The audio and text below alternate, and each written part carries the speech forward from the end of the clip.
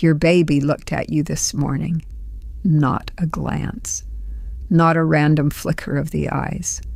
A full, locked-on, deliberate stare. The kind that made you feel, just for a second, like they were trying to say something. They were. Here's what nobody tells you in the hospital.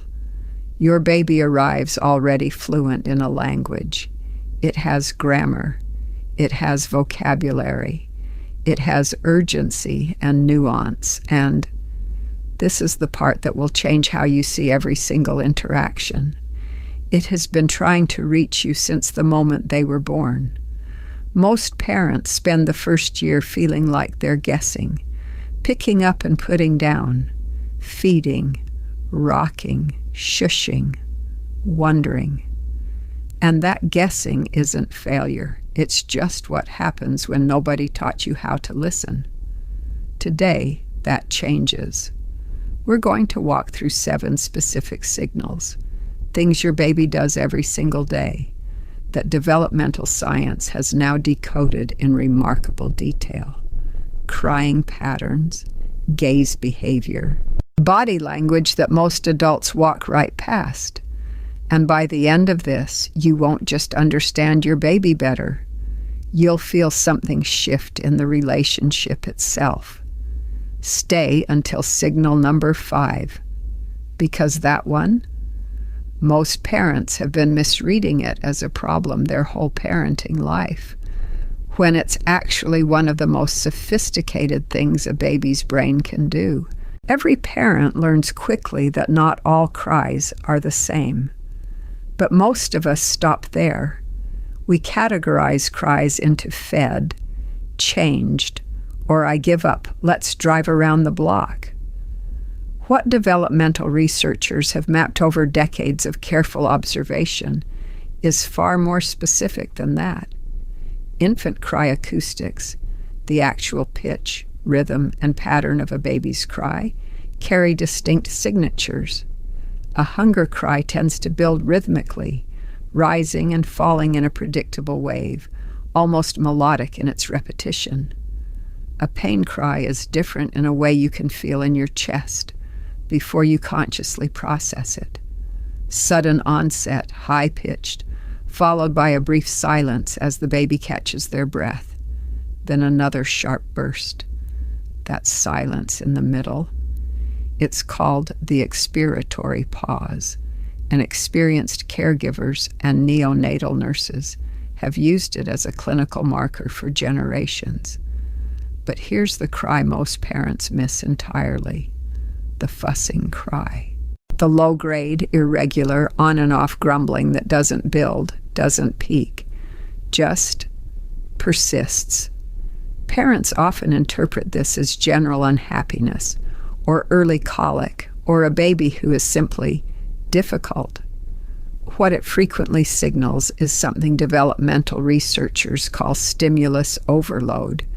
Your baby has taken in more sensory input than their nervous system can currently process, and they are asking, as clearly as they know how, to turn the world down. Bright lights, background television, a room full of voices, even a well-meaning relative who has been holding and bouncing and making faces for 20 minutes. All of it accumulates. And when a baby hits that ceiling, the fussing cry is the alarm. The response that works isn't more stimulation in a different form. It's less.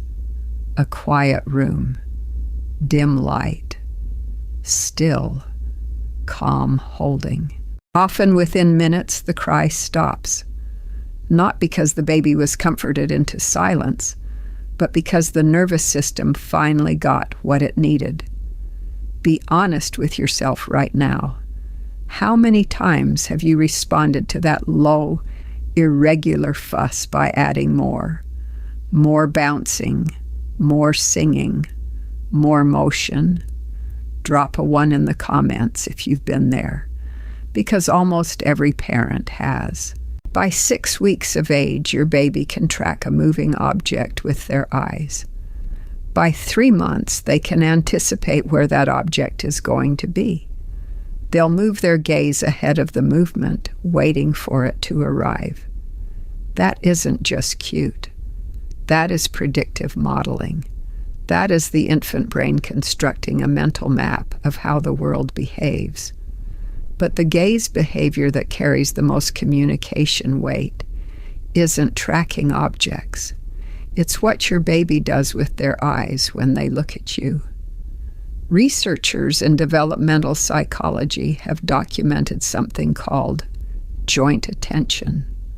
The moment when a baby looks at an object, then looks back at you, then looks at the object again.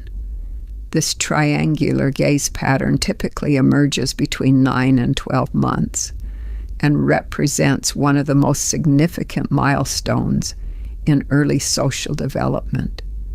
The baby isn't just noticing something interesting. They are sharing it with you. They are checking whether you see what they see. They are, in the most fundamental sense, beginning a conversation.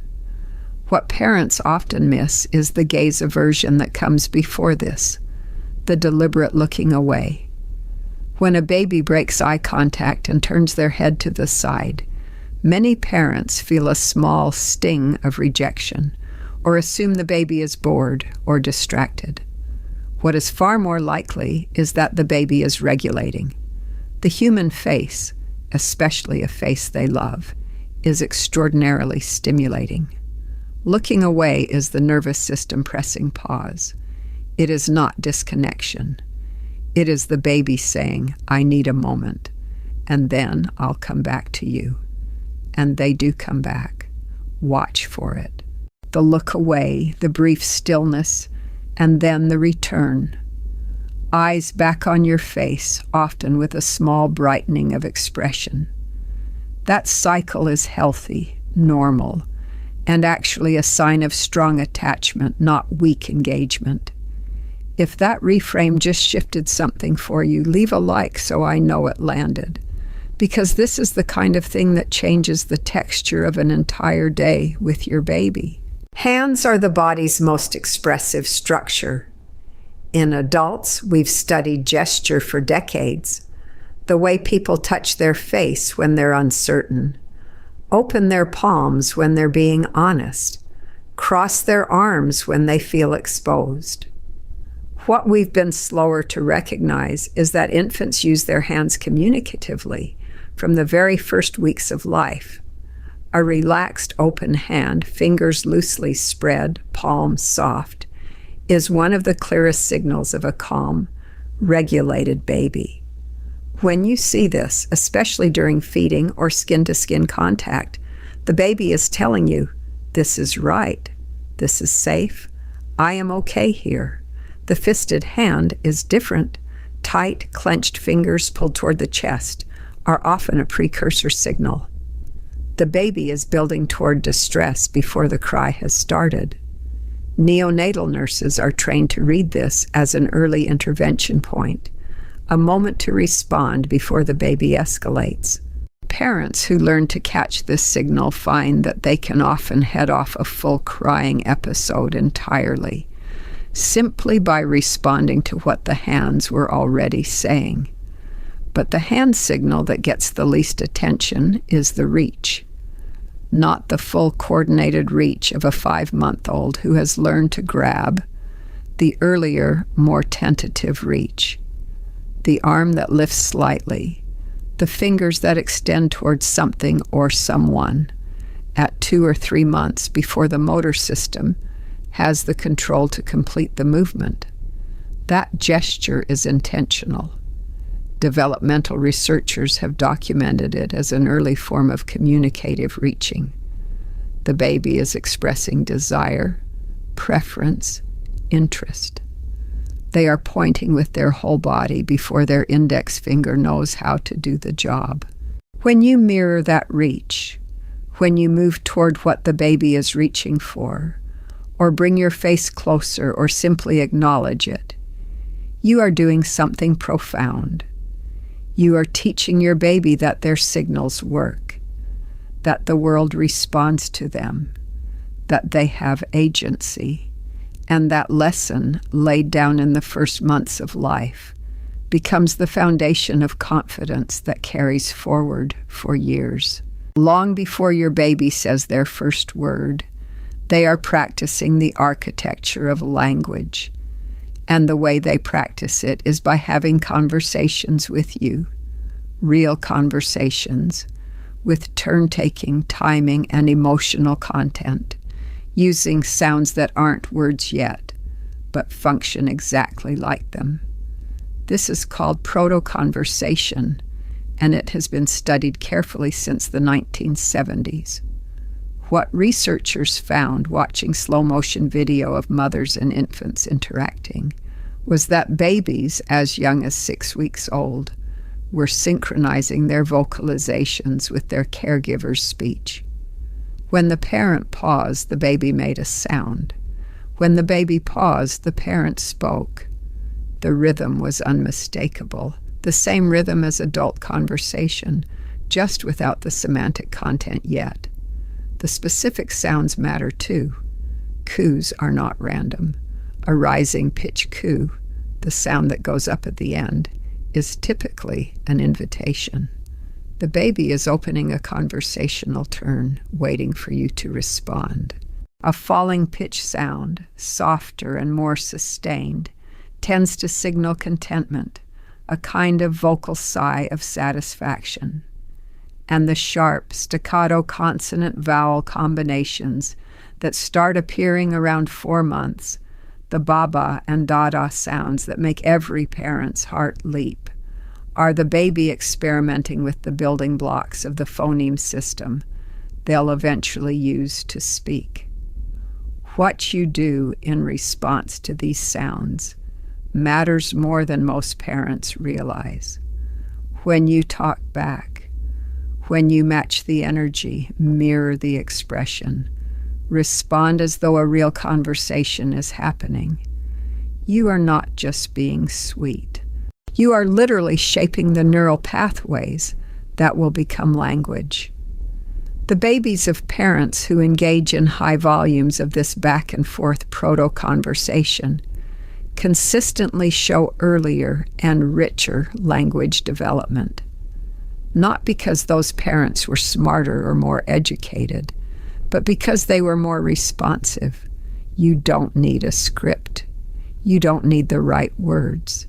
You just need to answer. If what we've covered so far is landing differently than you expected, if you're seeing your baby's signals in a new way, that like button is right there. It takes 1 second and it tells the algorithm that this kind of content matters. And honestly, what's coming next is where this gets really interesting, because we're about to get into the signal that most parents spend the first year misreading as a developmental problem, when it's actually one of the most sophisticated things a baby's nervous system can do. Subscribe if you haven't, because this is the kind of depth we bring every single week. Here it is, the signal that generates more parental anxiety than almost any other in the first year. Your baby goes quiet. Not the quiet of sleep, the quiet of a baby who is awake, eyes open, but completely still, unresponsive to your voice, unresponsive to your face, apparently checked out, gone somewhere internal, unreachable. Parents describe this in online forums with real fear. My baby just stares at nothing. She goes blank sometimes, and I can't get her back. He was fine, and then he just switched off. What they are describing in the vast majority of healthy infants is a process called stimulus gating, the nervous system's built-in mechanism for managing information overload. The developing brain has a finite capacity for processing sensory input, and when that capacity is exceeded, it does not crash. It shuts the gate. It redirects resources inward. It goes quiet on the outside so that processing can continue on the inside. This is not absence seizure. This is not a developmental red flag. This is, in fact, a sign that the baby's self-regulation system is functioning. The infant is doing something that many adults spend years in therapy learning how to do, recognizing overwhelm and stepping back from it. The response that helps is the same as with the fussing cry: stillness, quiet, waiting. If you try to break through the shutdown with increased stimulation, louder voice, bigger facial expressions, more movement, you are adding to the load the baby is already trying to manage. You will often see a stress response, turning away, arching the back, escalating to a cry. But if you wait, if you sit quietly nearby, speak softly, give the nervous system the space it's asking for, you will see the baby come back on their own. The gaze will refocus. The expression will brighten. They will look at you again, and when they do, they are ready. The gate is open. This one is worth sharing with every new parent you know, because the fear around this signal is real, and the relief of understanding it is immediate. A baby's body is not still. Even in calm moments, there is constant micro-movement, weight shifts, head turns, limb adjustments, and every one of them carries information. The challenge is that we've been trained to read only the dramatic signals, the full arch of a colicky baby, the violent headshake of refusal. The subtler body language flies under the radar. The back arch is the most misread. In its dramatic form, the stiff, full-body arch during a feed or a crying episode. It often signals reflux discomfort, and that interpretation is usually correct. But the gentler arch, the small lean back away from a caregiver's chest during an otherwise calm moment, is something different. It is spatial communication. The baby is creating distance. They are saying, I need a little more room. I need the intensity to drop slightly. The head turn is similar. When a baby turns their head away during face-to-face interaction, it is almost never random. It follows a pattern: engagement, peak stimulation, turn away, brief reset, return. Understanding this pattern, rather than reading the turn as rejection or distress, allows you to pace the interaction to the baby's nervous system rather than your own enthusiasm. And the push, the small, flat-palmed press of a baby's hand against your chest or face, is one of the earliest forms of intentional boundary setting in human development. Infants as young as 3 months have been observed using this gesture to regulate the proximity and intensity of interaction. They are not being difficult. They are being precise. What all of these signals share is directionality. The body moves away from what is too much and toward what is wanted. Once you start reading direction rather than just intensity, your baby's body language becomes remarkably legible. And here's the question I want you to sit with. How often have you been reading the intensity and missing the direction entirely? Tell me in the comments. I genuinely want to know what you're noticing. Every parent remembers the first smile. The moment is etched. You remember where you were, what the light was like, whether you cried. But here's something worth knowing.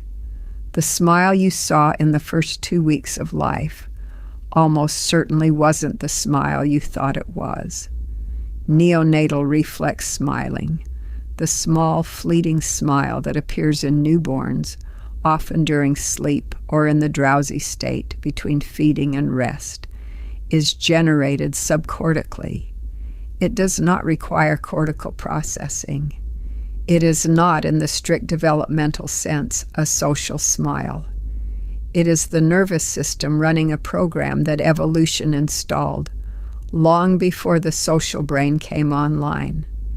This is not a diminishment, it is a distinction. Because knowing the difference makes the real thing, when it arrives, even more extraordinary. The true social smile emerges somewhere between 6 and 8 weeks for most full-term infants, and the markers are unmistakable once you know them. The eyes engage first. There is a brightening, a focusing, a quality of recognition that precedes the mouth movement. The smile follows the eyes, not the other way around. And it is contingent. It appears in response to you, to your face, your voice, your presence. It is not random. It is addressed. What this smile represents neurologically is the cortex coming online in the social domain. The baby is now processing your face at a higher level, recognizing you as a specific person, not just a sensory event. The smile is the signal that this recognition has occurred.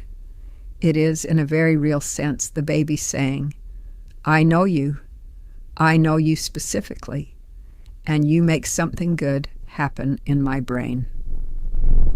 The developmental implication is profound. Researchers studying early social development have found that the quality and frequency of the social smile exchange in the first months of life is one of the early indicators of secure attachment formation. Not the only indicator and not a diagnostic tool, but a window, a two-way window, because the parent's response to that smile, the warmth, the mirroring, the delight, feeds back into the baby's developing sense of self. Your face, in the moment you smile back, is teaching your baby something that no toy, no app, and no developmental program can replicate. You are worth responding to. You matter. The world sees you. That is the most important thing any parent will ever communicate. And your baby has been waiting to hear it since the first day they opened their eyes. If you've made it this far, you're not the kind of parent who skims the surface. You want to actually understand what's happening inside your baby, and that matters more than you know. Subscribe, because every week we go this deep into the science behind what your child is doing and why. This is the kind of content that changes not just what you know, but how you show up. Your baby has been fluent this whole time. You just needed someone to hand you the dictionary. Thanks for watching. The end screen has more videos in the same world. Pick whichever video on the end screen calls to you. There's more here worth your time.